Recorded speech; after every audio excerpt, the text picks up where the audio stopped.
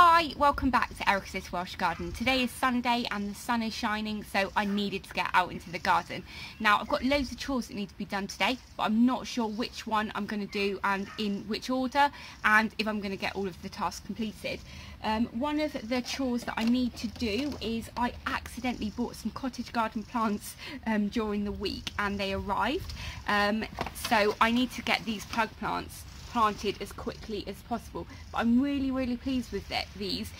When you buy online, you're never really sure, you know, how they're going to come and, you know, if it's worth it for the money, but I'm so pleased with these. In here I've got some foxgloves, some hollyhock and some delphinium. There are a couple of other things that I can't pronounce, so I'm not sure what their common names are. In here I've got some aquilegia, I've got some lupins and some verbena and some rudbeckia, so really happy with that. I've also found, Liz gave me these last year, probably about 6 months ago. She gave me some leeks that needed to be planted, so I'm not going to just throw these away. I am going to plant these and let them go to seed. Obviously some food might grow from these, so if so, that would be amazing, but if not, some lovely flowers will look great and I can catch the seeds for next year. I have some bold hardy beetroot that I planted on the 3rd of March, I believe, and I'm just bringing those out for the next couple of days during the day so they can harden up, so I can start thinking about planting up my first hugelkultur bed that I've created. I've also got some of the onion sets that I planted at the allotment a couple of days ago. I had some left of the moon ones, what are they called? I can't remember what their name is now, and the silver moon, sorry, and the red ones, which were the red baron. So hopefully, I mean, they have been battered a little bit in the car, but I will get those in the ground if I can as well. But I think I'm going to start with my second hugel bed actually and try and get that one filled up today. So I am going to head off and do that now, and come and join me as I get on with my chores. So I'm going to be filling up this raised bed today. It's 180 centimetres long, and I'm going to be using the hugelkultur method that I used previously for my other smaller raised bed. If you didn't watch that video, I'll put a link in the cards above. Now this is a longer raised bed than, like I said, the previous one. So where this flat area is in my woodland garden, it slopes down to a brook that stops the houses and other gardens being flooded when we have really heavy rain. But it does mean that the very end of this raised bed, where it's been levelled out by eye, has a really big gap at the other end, so if I start putting soil in it now or any kind of medium, it's going to fall out of the bottom. So I'm going to just use some cardboard to stop what I put in today falling out of there, but over time obviously that cardboard's going to break down and that level is going to drop, but eventually if I just keep putting compost on it and stuff like that, it will then fill itself up, so I'll be quite happy with that. So yeah, I'm not going to be doing all of them in the hugelkultur method, but I'm definitely going to be doing this one and a couple more. So yeah, I'm going to get on with it, and hopefully very shortly I'll show you it fill up. The larger one here is actually slightly harder because we've got the central supports in. I can't just lay the logs across it, so I'm having to find the smaller ones and kind of threading them through.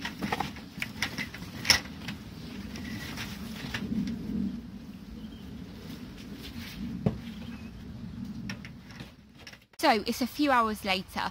I managed to get all of the logs in the bottom and put one layer of kind of leaf mould and smaller sticks on top, and then I also managed to, in this raised bed just here, I managed to put a really good layer along the bottom just of leaf mould. It started raining after that, so I haven't put a layer of any type of the chicken manure or anything like that on the top, and it's just had a couple of wheelbarrows of the leaf mould in this one. So I will need to kind of finish this off later in the week, but I'm really pleased with the progress that I've made with this. Now I'm going to put those onions in the raised bed that I made originally, so let's get on with that now, and then I will show you the plants that I potted up. So I'm over at my first raised bed now, and because obviously there was lots of gaps and air holes in that over the last couple of weeks since I've done it, it's been raining and the level has dropped. So I've got my onions here, the leftover ones from the allotment. So what I'm going to do is put a row of them just in the front here, but because obviously it's still starting to settle and things like that, I've got a bucket of shop bought compost that I'm going to put in just at the front as well when I plant them. After this though, I wanted to put the beetroot in and some other kind of things like radishes in as well, but that will probably be later in the week or something.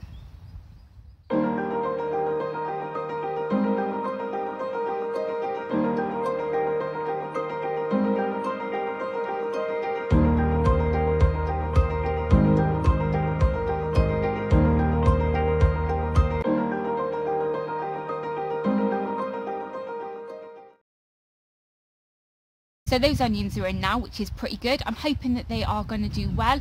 When I was putting them in, some had quite nice deep pockets to go into and others were quite shallow because there was twigs and stuff like not far from the top. So definitely in a couple of weeks, once they've established themselves, then a nice top dressing of some type of compost will be lovely, or even some topsoil, because no topsoil has gone in here whatsoever. And using topsoil as well is so important because there's loads of micronutrients in the topsoil that is really healthy for plants.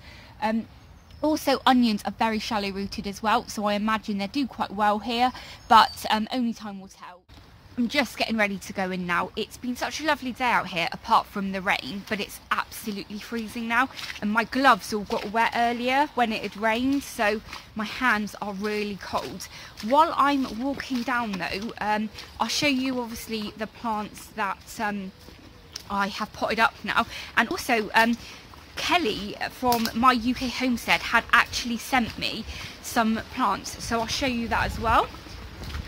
So also, yeah, I'll show you the pumpkin patch. I've not done much on it, but I will show you what it looks like right now and a little bit of a problem I have.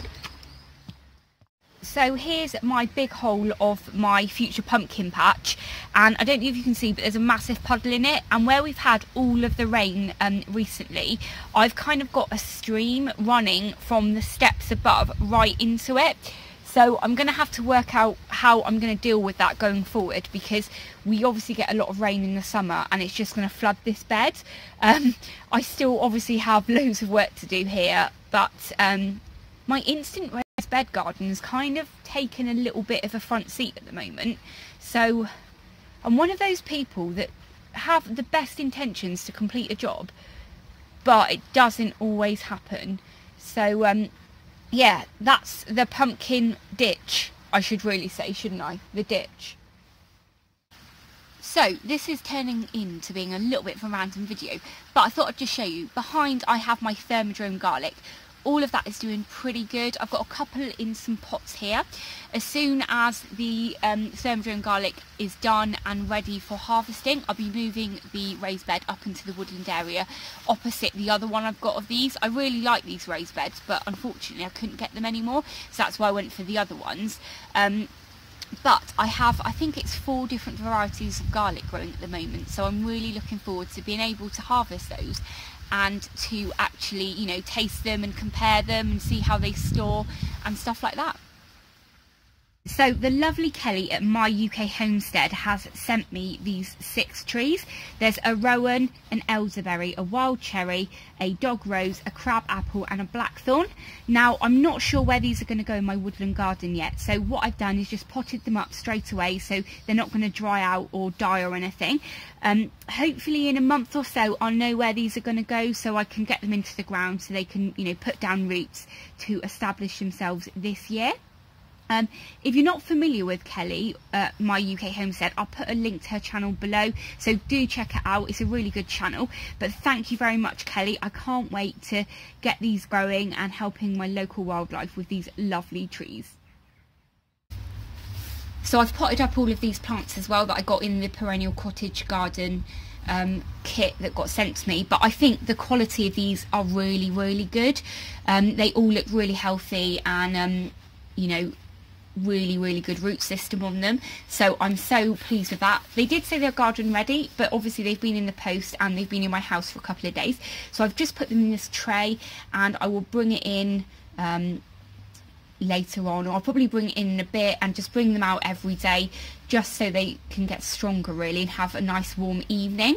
And then hopefully I can start working out where they're going to go. I need to have a look at some of the plants in more detail on Google because I'm not familiar with them or how big they get and stuff like that, but I'm so pleased with this. You know, it did cost a little bit of money, but it's a perennial cottage garden, you know, selection here, so hopefully it means that I can put them in this year and then I've got an instant kind of garden really, so very good. I'm hoping as well that these lupins are going to flower this year, but we'll have to see how they get on over the season. So I think that's it from me today. Sorry it's been a little bit of a random one, hasn't it? I didn't manage to get my leeks sorted though. I need to sort that out later in the week, so hopefully on Tuesday I can get those in somewhere. I'm also going to be taking in the bold hardies that I've had out, kind of just, you know, starting to harden off today, and I'll keep bringing those out. Maybe Wednesday I'll put them in. I know that's not really had enough time then to actually harden off, but I am going to be putting a cloche over the top as well. Also, I've been doing some kind of tidying up at home and a bit of a clear out really, because we moved in 2 years ago and I was pregnant with Robin and things just got chucked everywhere, and I've been going through my kitchen having a sort out, and I found this. Now I actually had the pan for this, but the pan broke and got thrown out, but I kept this because I thought that'd be perfect cloche for one of those 10-litre flower buckets. But anyway, I totally forgot about it and I found it yesterday, and I'm thinking this could be the perfect size to go over my potatoes that are in that pot at the allotment. So I'm going to take that to the allotment and see if it fits on, and if it does, that's the perfect cloche. Honestly, amazing. So anyway, I'm going on, aren't I? So I'm going to head off, but thanks very much for watching. I hope you've enjoyed, and if this is the first time you're watching me, please do hit that subscribe button and ring the bell so you'll be notified of all of my latest videos. Thanks very much. Take care. Bye.